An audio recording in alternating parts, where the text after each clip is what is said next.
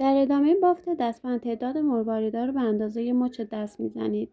بافت رو کنار هم قرار میدید و برای گره زدن یه نخ رو رها میکنید.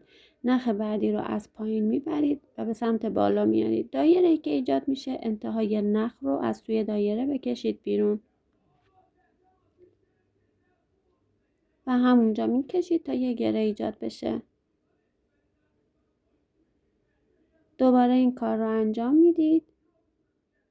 انتهای نخ رو از دایره میکشید بیرون و سعی کنید گرهی که میزنید نزدیک انتهای دستبند باشه.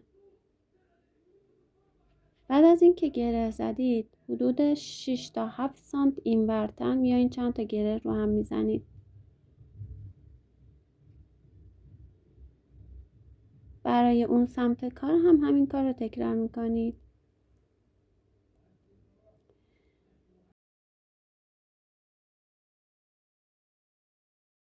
و در آخر اضافه نخ رو قیچی میکنید.